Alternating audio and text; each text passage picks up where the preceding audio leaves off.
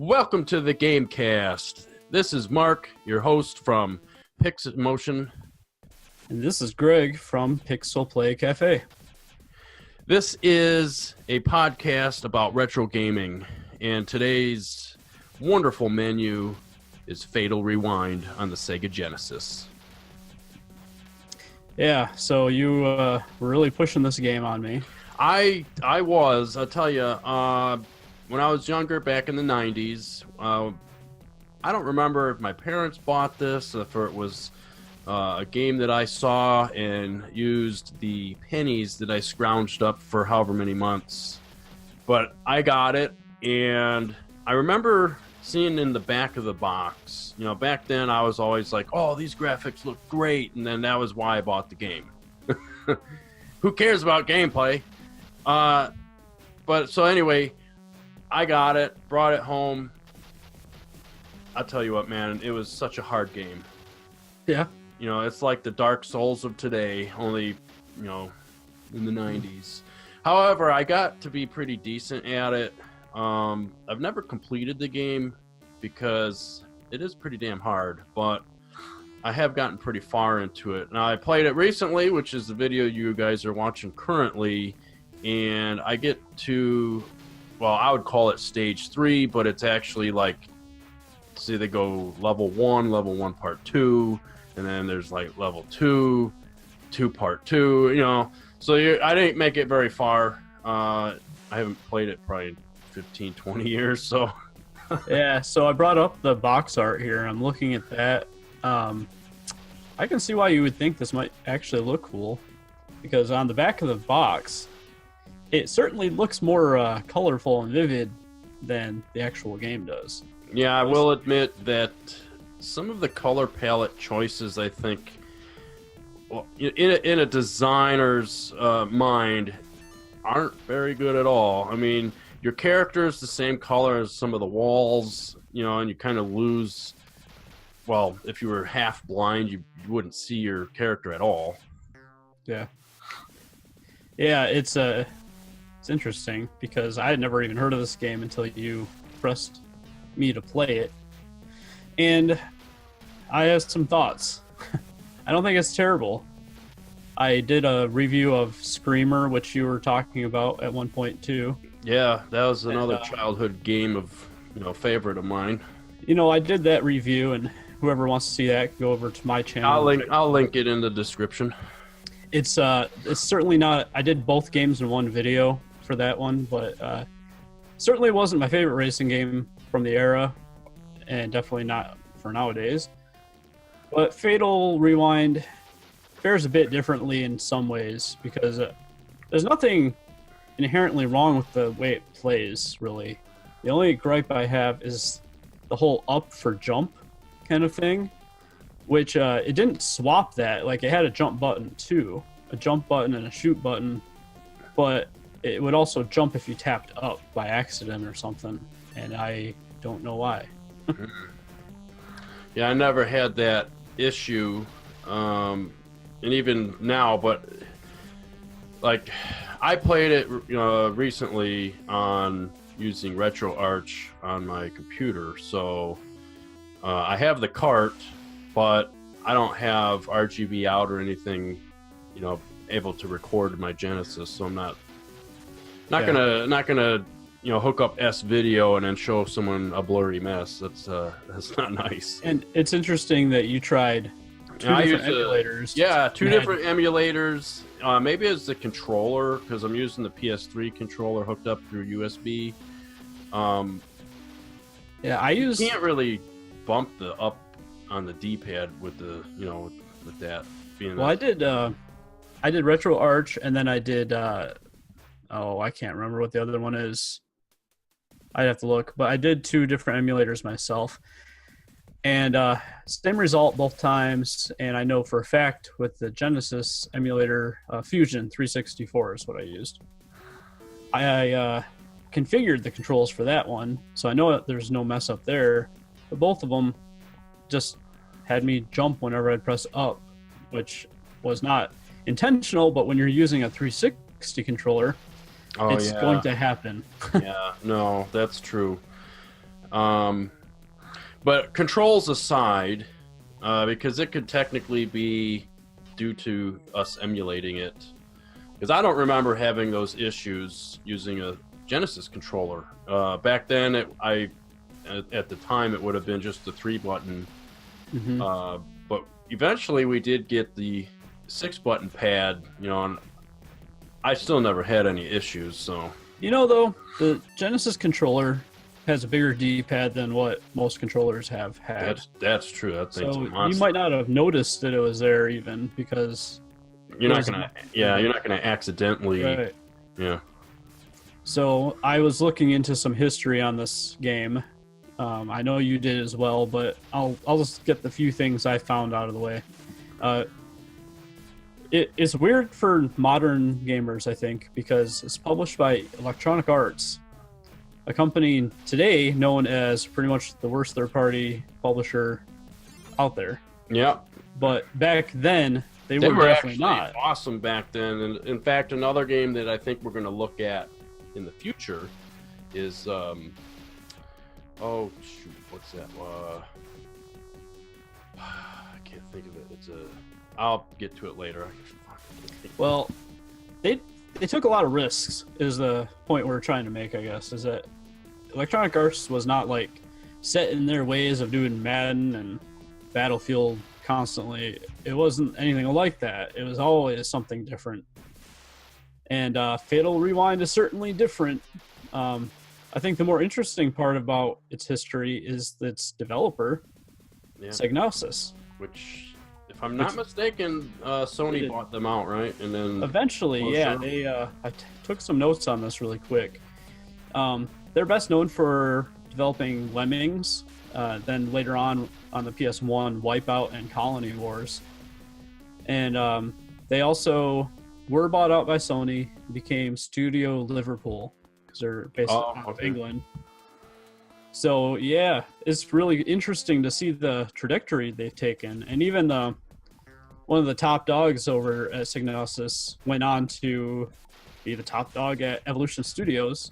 I'll have to double check. I think they might have been involved with MotorStorm, if I'm correct.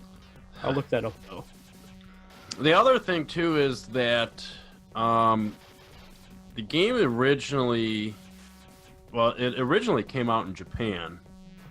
And yes, by the way, I just saw it, MotorStorm and Drive Club. Oh, so, yeah.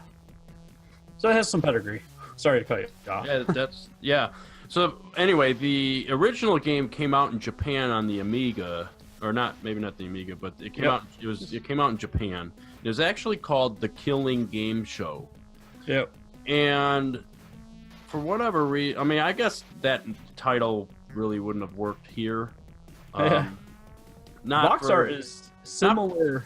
It wouldn't have worked for kids. I mean, adults would be like, The Killing Game Show. No. Yeah, so especially I can back understand the change. And I think I know a lot of other reviewers had basically said they thought the name was stupid, but I kind of think Fatal Rewind works because once you realize, this is kind of interesting, no matter if you're going forward or backward in the level, you're going to pass the same spot over and over again. However, sometimes you have to go right to hit a switch so that you can go left to get up a certain spot. It's kind of weird how it works.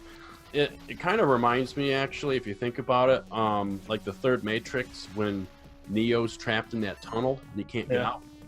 Yeah, this game made me think a lot about my Atari days. Because a lot of Atari games, they had to loop things. It was a limitation, and that's all they could do. And in this game's case, obviously, they didn't necessarily have to with the Genesis. I don't know anything about the Amiga, though, so maybe there was something there. Yeah, I honestly don't either. It could also be, maybe this was developed by a small team or something like that, and they just didn't have time to, really put it all together. Could be. And actually, it looks like there was just one guy that did all the programming and design and had artwork help and sound help. And back then in the 90s, game studios were pretty small, and a lot of them did it like literally in their garage. Yeah. So I would describe this game as a a maze puzzle shooter, I guess, because it's all those things. You're in a maze trying to figure out how to get through it, but the puzzle is finding the right key for the right door. And which, by the way, one of the quirks, if you will, they have you basically use the shoot button to apply the key when you're right under the shape. It's very strange. It is. Now, I don't know if that was a design flaw like within the Amiga version and they just, whatever. Because, I mean, the Genesis definitely had enough buttons. Yeah.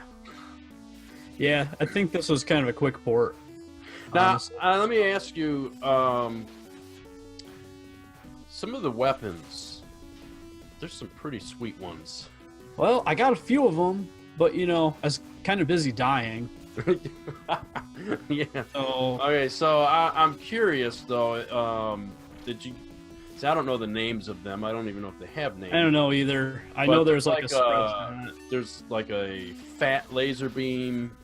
Yeah. And then there's another one that's like similar to that, but it's even thicker. I like watching my gameplay. You'll see, because I get quite a few of the weapons.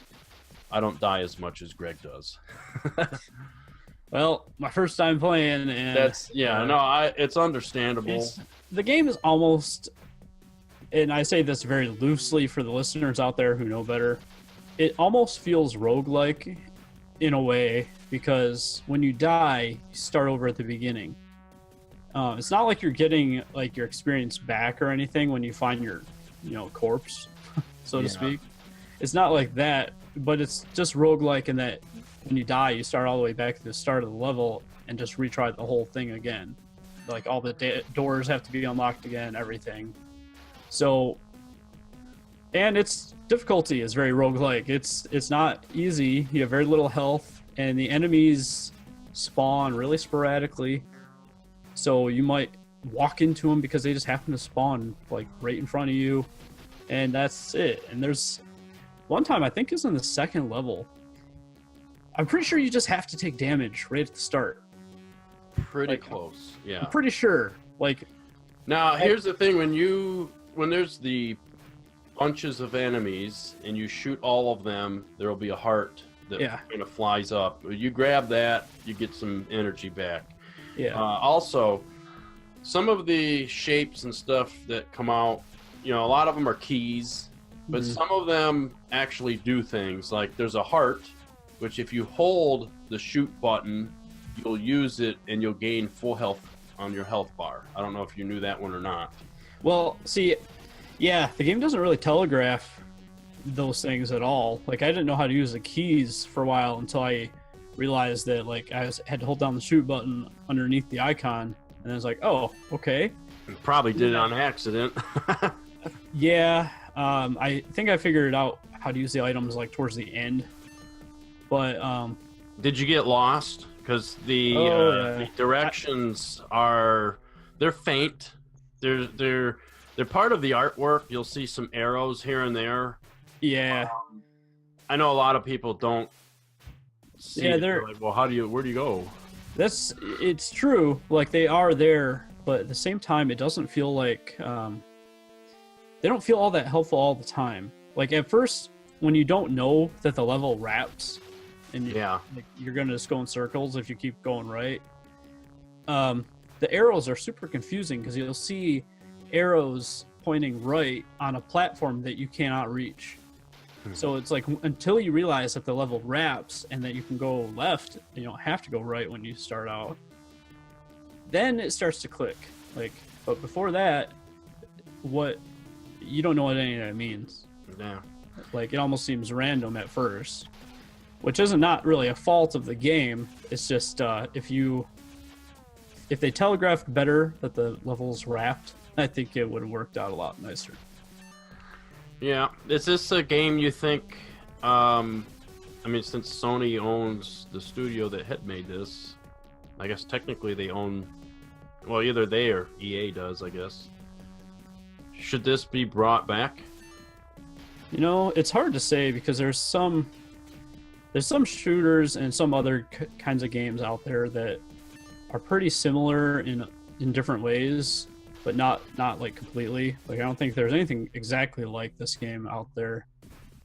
But it's something where if they did something small scale, like trying to think of what the House Marquee developed game on the PS4, Super Stardust or something, maybe. Yeah. It came out around launch time. Like I feel like that game, like I feel like that company in general could probably do this franchise well, because the concept pretty awesome. Concept's not bad, but there's some things like it just needs to telegraph like this is what you're doing, this is what's going to happen. The biggest thing to me that just threw me off was that you are on a timer and you have no idea until you're dead. Yeah, because the lava is rising. Yeah. Like I'm just running back and forth trying to figure out this puzzle. Like okay, you know, taking my time trying to figure out the game. And then it's like, is the floor moving up? What the hell's going on here? And then it's like, yeah, the floor's moving up. It's actually, I can't remember which Sonic game it was, but there was a level where the lava goes up. And I think also one of the water levels. Yeah. Remember that. It's weird. I don't know, like, I think the concept is interesting, and I didn't stop playing it nearly as fast as I thought I would. Like, I really wanted to try so that we had something to talk about. And I got to about the third level, too, where it looks all like you're inside an alien or something. Like, yeah. It looks all organic. I will say, too, like, beyond the gameplay, there's, like, no story, as far as I can tell. Like, there probably is in the book. Yeah, like, it could be. That's usually how it was back then for a lot of games. Well, I mean, the original title, you know, the Killing Game Show. Yeah. There wouldn't be a story there. You're trying to get to the end. And it's interesting, like in the first level, you don't know what you're looking for. Yeah. As far as like what the end is. You know, like for instance, in Super Mario Brothers, you know that the flagpole, but you gotta get past the flagpole or, you know, on it, whatever. Yeah. You don't know. You don't have a damn clue. That is a weird thing. Like, I just was like, well, I'll just climb up this thing since I can climb walls vertically. And hey, level ended. It's like, okay. Yep. Guess that's it. I will say the graphics are kind of a mixed bag. They're super, super bland, which is a knock against the design. Yep. But your main character, your main little robot thing, it's super well animated. Yeah, I'm actually, even today, the animation for that's pretty awesome. Yeah. I love how when it's crawling up the wall, I mean, it's not the same animation when you're on the floor. Like when you're on the wall, it's completely different. You know, they show the weight from the gravity pulling it down a bit. And I really, really like the explosions, you know, especially when you die and the damn thing. Yeah, like, you'll see that a lot. It looks cool. I think, actually, if you remember, during the 90s, a lot of the Sega Genesis games, they had that kind of, the sprite count was pretty high. Well, especially coming from the 8-bit going into 16-bit, you know, and it's just like, damn, this is great. Couldn't do a lot of special effects on the 8-bit systems. No. So you can tell this is a PC port, or not PC port, but computer port. Might as well be a PC port. Yeah. And the thing that really was a strong tell of this for me was the sound, because it doesn't have that usual Genesis twang. Yeah. Which I seriously hate. Yeah, I'm depends on the game for me, you know. Yeah. Certain ones like I grew up with, okay, that's what it's supposed to sound like. you know, but I totally get what you mean. 'Cause Well, with it's the different. Genesis in sound, you can always tell when a developer has really taken their time to make it sound extra good, or at least Actually, good. too, the soundtrack with the Amiga version is slightly different. I actually prefer the Genesis version better, but I'll put some in here at the end of the podcast so people can hear the difference. Yeah, I will say that I don't hear the usual Genesis twang, but I don't think that a lot of this stands out much above like the average Genesis soundtrack. Like the quality is generally speaking better, and there are some catchy parts to the tune you hear over and over again. Yeah. Um, Eventually, you'll have it in your head. You're gonna be at work humming that thing. You're like, it's "Damn funny. it!" After I played that the other day, I was at work and I just got like a hinkering to play the game, and it's like, well, that says something about it. See, Even though, I think it would be a good thing like to plop on the Switch. yeah, well, Sega's in the mood, so, or I guess Sega wouldn't be the one doing it. I don't know. It's hard to say. EA published it. Sony owns the developer, sort of.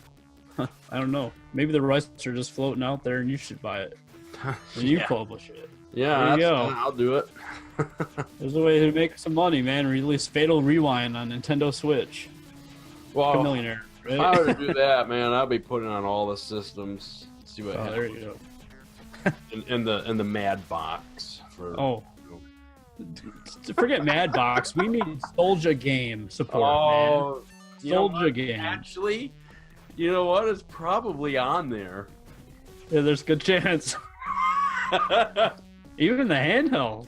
Oh, Man, yeah. portable Fatal 3 Rewind, thanks to Soldier Boy. 3,000 games in one. Like, okay. Man, oh man, I'm so glad that guy got owned by Nintendo. Not just in Nintendo, man. All those YouTubers saying, "What are you doing?" Well, yeah, but now when you try to go to his product page, it redirects to Nintendo.com, Yeah. like automatically. So that's hilarious. And this was right after he tweeted how he's not afraid of Nintendo. It's like, oh, okay. Well, Sure, you're afraid of their lawyers, though. yeah. Sorry, guys. I had to man up. Yeah, that was hilarious. Yeah. Way off topic, but Yeah. yeah. Anyway, so I'm gonna go ahead and let some of the gameplay go out and do some of the comparisons of the music as well. And this is our first podcast, so it's a little shorter. Some games probably will be longer here and there. Yeah, some games just don't have enough talking points. Yeah, mean, so definitely in the comment section, you know, if you have an oddball game that you feel is really good and should be experienced by quite a few people, you know, just let us know, and we'll get it. We'll play it. See what's up. On the second podcast, we're gonna actually talk about Resident Evil 2 because the remake's coming out. We're both quite excited for that one, I think. It looks fantastic. I can't wait. But yeah, so we're both heavily playing the original, and you know, go ahead and check out podcast number 2, and let's get into Resident Evil 2. You know. Yep. So, thanks for tuning in, and you can definitely find us here on the YouTube channel, and I will be uploading it also to various other podcasting type sites. I don't have the complete list yet, but I will put them in the description. So, thanks for watching / listening. We'll talk to you guys later.